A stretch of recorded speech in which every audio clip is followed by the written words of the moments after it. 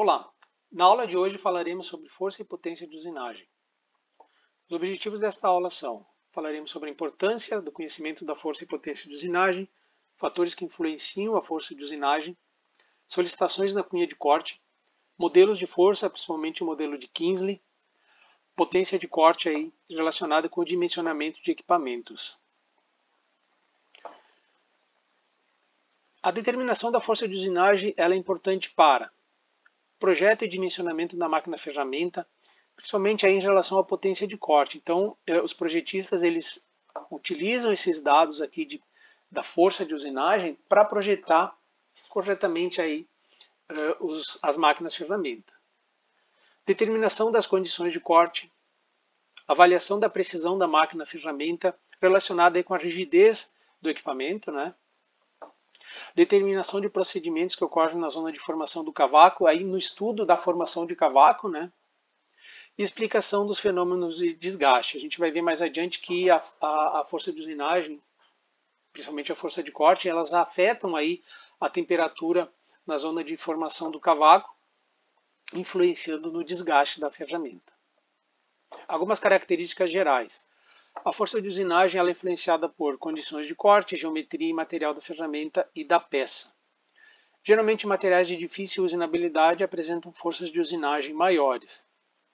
E variações significativas podem ocorrer para diferentes teores de elementos de liga redutores da força específica de corte. A gente vai ver cada um desses pontos aí mais adiante.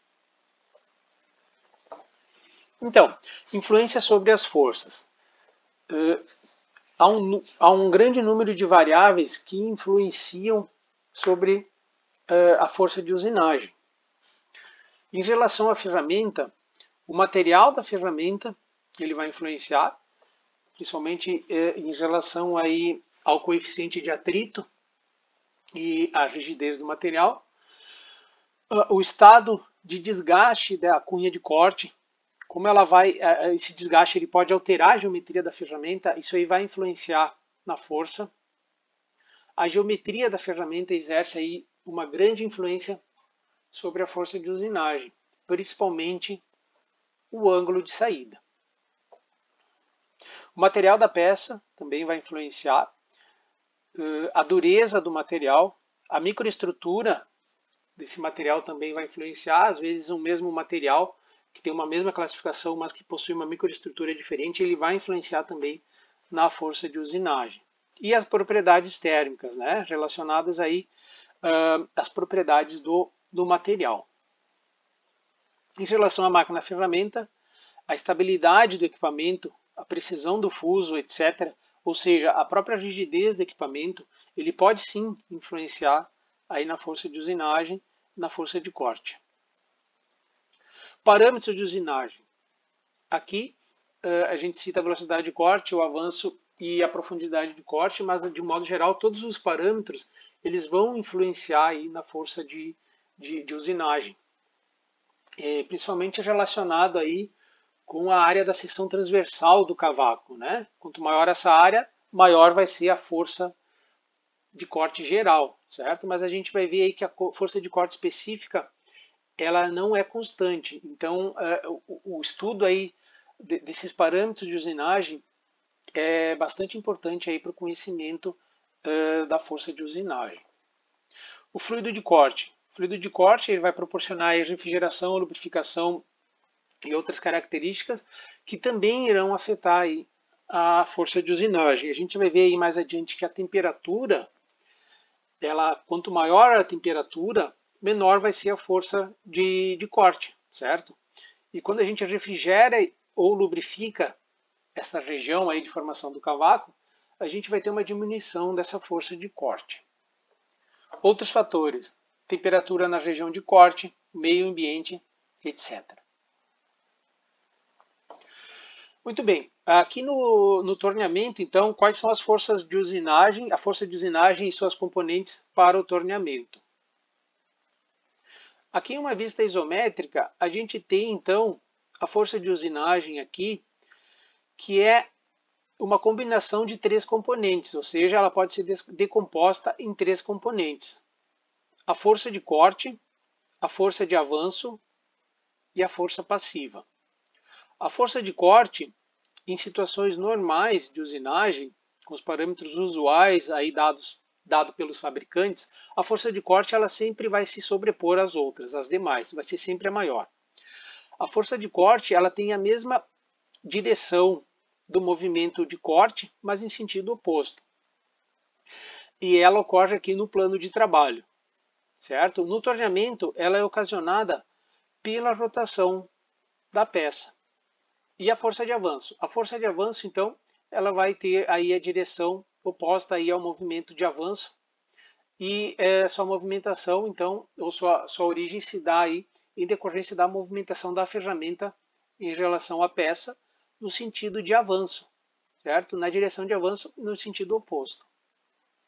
E a gente vai ter uma terceira componente aqui, que é a força passiva.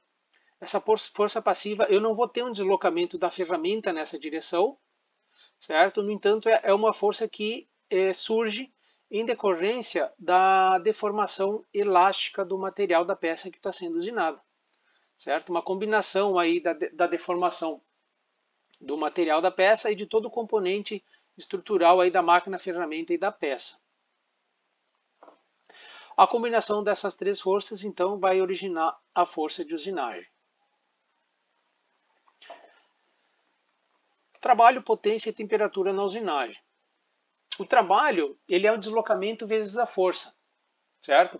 Então, o trabalho de corte vai ser a força de corte vezes o deslocamento de corte. O deslocamento que da quina da ferramenta, o que do gume, em relação aí à peça. Vai ter um deslocamento relativo aí do gume da ferramenta em relação aí à peça que rotaciona. A potência vai ser a velocidade de corte vezes a força de corte. Também teremos o trabalho e potência de avanço. O trabalho de avanço vai ser o deslocamento na direção do avanço vezes a força de avanço. Nesse caso aqui, o trabalho de avanço vai ocorrer na direção do movimento de avanço. E não teremos trabalho e potência em relação à força passiva, pois eu não tenho aqui um deslocamento da ferramenta na direção aqui da força passiva, certo? Então aqui eu não vou ter trabalho e potência em relação à força passiva. O trabalho efetivo, então, ele vai ser a soma do trabalho de corte e do trabalho de avanço. No entanto, normalmente o trabalho de avanço e a potência de avanço, eles são muito menores do que o trabalho de corte e a potência de corte. Então a gente pode fazer uma aproximação aqui que o trabalho efetivo e a potência efetiva, eles são aproximadamente iguais aí ao trabalho de corte e à potência de corte. Todo o trabalho de usinagem ele é praticamente transformado em energia térmica. Então toda a potência originária aí do servomotor, ele vai ser transformado aí em energia térmica, ou seja, em calor na zona de formação do cavaco. E a temperatura ela é diretamente proporcional à velocidade de corte. Então, normalmente, quanto maior for a velocidade de corte, maior vai ser a temperatura. Influência dos parâmetros na força de usinagem e suas componentes para o torneamento. Então, aqui a gente tem três gráficos que relacionam a força de usinagem, aqui decomposta em suas três componentes, força de corte, força de avanço e força passiva. No primeiro gráfico, a gente tem a força em função do avanço. No segundo, a força em função da velocidade de corte. E aqui a força em função da profundidade de corte. Percebam que a força em relação ao avanço, conforme eu vou aumentando o avanço, eu vou ter um aumento aqui nas três componentes da força de usinagem, certo? Por que isso? Porque eu vou ter um aumento na seção transversal de corte, certo? Eu vou ter um aumento na área aí que está sendo usinada, portanto eu vou ter um aumento aí na força necessária para usinar essa área. Em relação à velocidade de corte, aí aqui eu vou ter um comportamento diferente. Eu vou ter aqui um pico local e depois um vale, a força vai aumentar e depois vai cair. Essa região aqui inicial do comportamento da força, ela surge em decorrência do gume postiço, certo? O gume postiço aqui ele vai alterar a geometria da cunha da ferramenta. Na verdade, ela vai alterar a geometria aí, de fato, que está cortando o material. Esse gume postiço ele surge aí em velocidades menores, então por isso que esse fenômeno ele ocorre nessa região. Uma vez terminado o gume postiço, ou seja, a partir do momento que ele não ocorre mais, a gente vai ter um aumento aí na força de corte e conforme eu aumento a velocidade de corte, eu vou ter uma diminuição na força de corte, na força de avanço e na força passiva. Isso quer dizer o quê? Que conforme eu aumento a velocidade de corte, de um modo geral, eu tenho uma diminuição na força de usinagem. Isso ocorre principalmente porque, conforme eu aumento a velocidade de corte, eu vou ter um aumento aí da temperatura na região de formação do cavaco. Certo? Conforme eu aumento essa temperatura, o material ele fica, vamos dizer assim, mais fácil para usinar. Certo? Conforme a temperatura aumenta. Então, por isso que conforme aumenta a velocidade de corte, eu aumento a temperatura e eu vou ter uma diminuição aí na força de usinagem. A profundidade de corte. Então, conforme eu aumento a profundidade de corte, eu também vou ter um aumento aí na seção transversal de usinagem. Portanto, eu vou ter um aumento aí na força. Em relação aí à geometria da ferramenta, principalmente o ângulo de saída e o ângulo de inclinação, eles vão influenciar aí na região de formação do cavaco, certo? Principalmente aí em relação ao ângulo do plano de cisalhamento, que é um parâmetro que a gente vai ver mais adiante. Mas, de um modo geral, o ângulo de saída, ele tem uma relação inversa aí à força de corte, certo?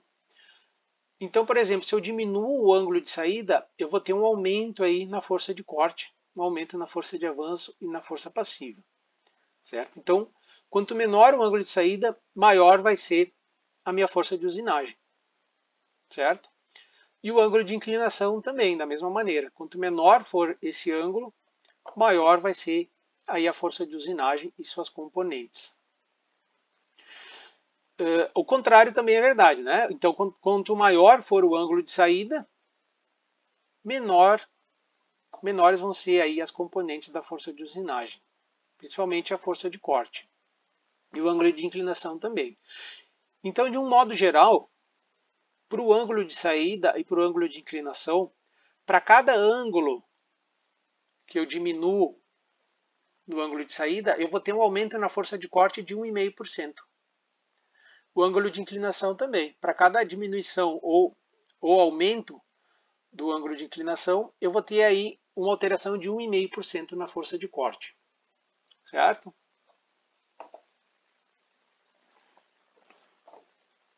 O trabalho efetivo de usinagem. O trabalho efetivo, então, que vai ser a combinação entre o trabalho de corte e o trabalho de avanço, ele pode ser dividido em trabalho de deformação e trabalho de atrito. O trabalho de deformação pode ser subdividido aí no trabalho de cisalhamento e o trabalho de corte. O trabalho de cisalhamento, ele vem aí do deslocamento dos planos de cisalhamento no interior do material que está sendo usinado. Isso na formação do cavaco, certo? Para o cavaco se formar, é necessário que ocorra aí o deslizamento aí desses planos cristalinos que vão aí, então, separar o material. O trabalho de corte é o trabalho necessário ali para, de fato, separar o material a um nível aí intermolecular.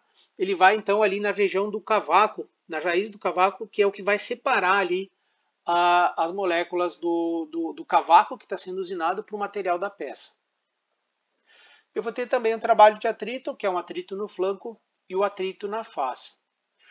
A combinação de todos esses trabalhos aqui, eles vão ser convertidos em calor, energia latente e calor. Então, todo o trabalho efetivo que é originário, principalmente lá do motor de acionamento do eixo árvore, toda aquela potência ela vai ser transformada em calor. Certo? E aqui no gráfico a gente pode perceber a influência de cada um desses fatores. A gente tem aqui no eixo Y o trabalho efetivo sobre o comprimento de corte, em relação à espessura de usinagem, certo? Então a gente vai ver que conforme a gente aumenta a espessura de usinagem, o atrito no flanco e o trabalho de corte eles permanecem constantes, certo? No entanto, conforme aumenta a espessura de usinagem, eu vou ter uma maior área da seção do cavaco atritando com a face da ferramenta. Então eu vou ter um aumento aí no atrito da face.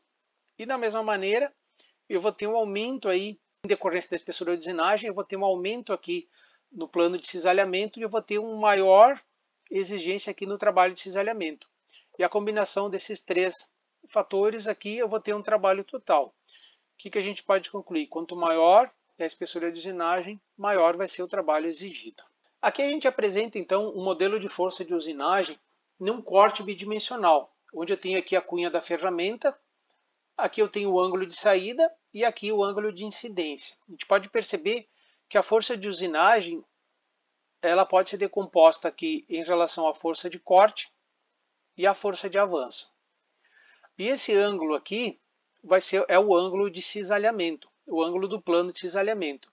É nessa região aqui que vai ocorrer o cisalhamento do material, ou seja, vai ocorrer o cisalhamento do cavaco em relação ao material da peça.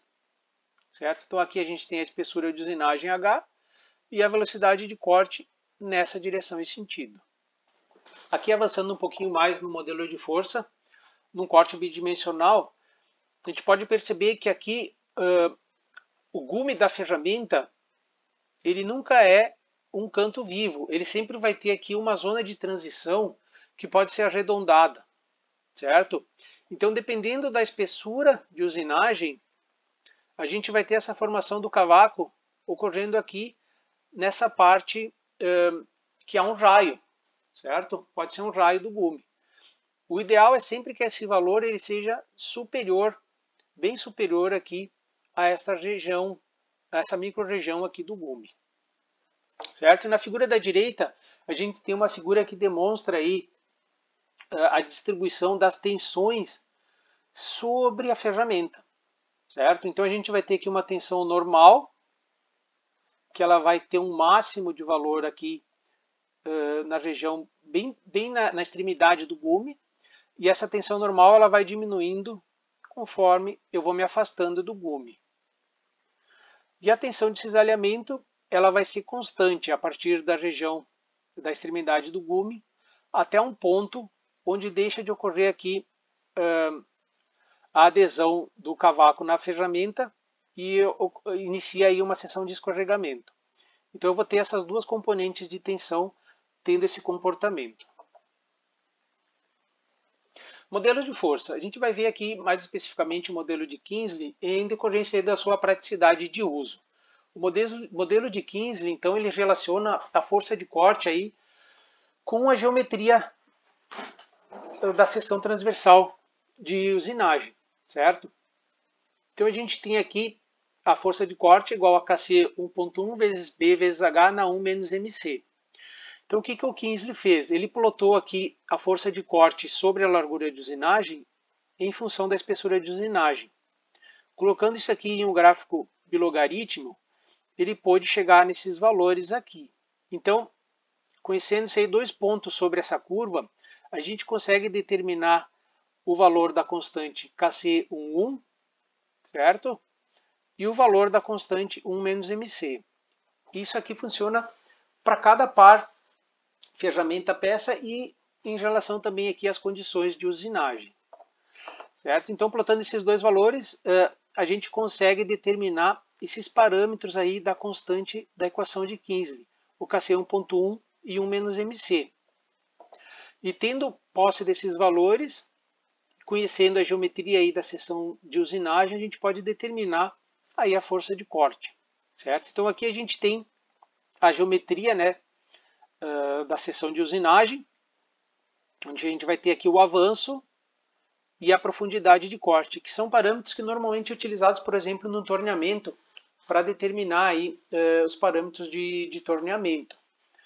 A partir desses valores e conhecendo aqui o ângulo de direção do gume, é possível determinar aí a largura de corte, o B, e a espessura de corte, H. Certo? Então, conhecidos B e H, e uma vez determinados o Kc 1.1 e 1 menos MC, a gente consegue determinar aí a força de corte. Certo? Então, as constantes da equação de Kingsley, Kc11 e 1 menos mc, eles são obtidos experimentalmente. São válidos para um determinado par material-ferramenta, e para isso, como é que a gente faz? São realizados ensaios, variando-se a espessura de usinagem H e medindo-se a força de corte. Plota-se os pontos e aproxima-se uma reta utilizando-se o método dos mínimos quadrados.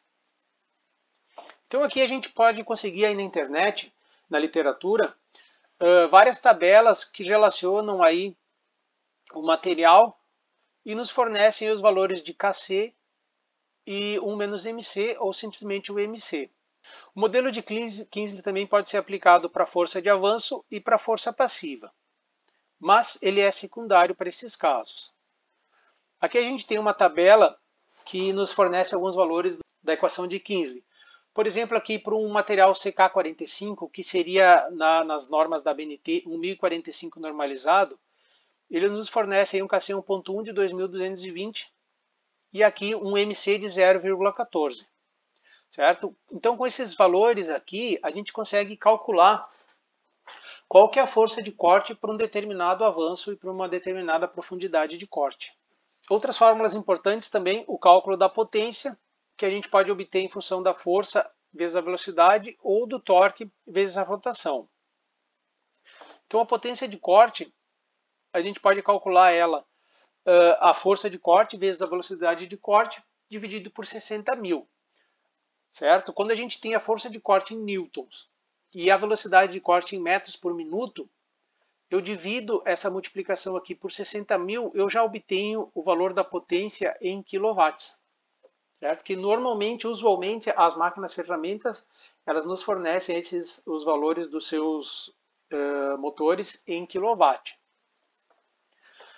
E a potência do motor, então, ela vai ser a potência de corte dividido aí por neta, que é a eficiência do motor. Certo? Então, conhecendo aí a força de corte e a velocidade de corte que eu vou utilizar, eu posso calcular a potência de corte. Certo? E conhecendo aí a eficiência do motor e a potência de corte, eu posso então determinar aí qual que é a potência exigida e assim selecionar qual que é a máquina ferramenta que eu devo utilizar em determinada condição. Existem alguns fatores de correção para a força de corte que podem ser aplicados aí na equação de Kingsley. Por exemplo, a gente tem aí correções para o ângulo de saída, correções aí para o tipo de material da ferramenta, se é um aço rápido ou se é um metal duro, certo? Condições aí de desgaste também, eu tenho fatores de correção. E eles vão nos auxiliar aí se a gente quiser aprofundar um pouquinho mais o cálculo aí da força de corte usando aí a equação de Kingsley. E para medir essa força, ou seja, como é que eu faço para conhecer os parâmetros da equação de Kingsley? Eu preciso fazer o quê? Medições, né? Fazer experimentos colocando ali o material e a ferramenta para a condição de usinagem e medir essa força. E para medir essa força, então, eu posso utilizar uma plataforma piezoelétrica. Por exemplo, aqui a gente tem uma plataforma piezoelétrica do fabricante Kistler, certo? Que ela vai medir essa força em 3 componentes, certo? Então essa plataforma, ela vai coletar, eu vou colocar a ferramenta sobre essa plataforma, vou usinar o material e aí eu vou conseguir medir essa força de corte, a força de usinagem e a força de corte, a força de avanço e a força passiva e assim determinar a força de usinagem. E aqui eu tenho um exemplo de uma força de corte que foi medida em um experimento. Percebam que aqui existe um ruído, né, em decorrência aí do próprio sistema de medição. E a partir de um determinado momento, quando o material começa a ser usinado, então a força aqui de corte ela aumenta, né? E eu consigo aqui determinar uma região e tirar uma média para determinar aí os parâmetros da equação de Kingsley.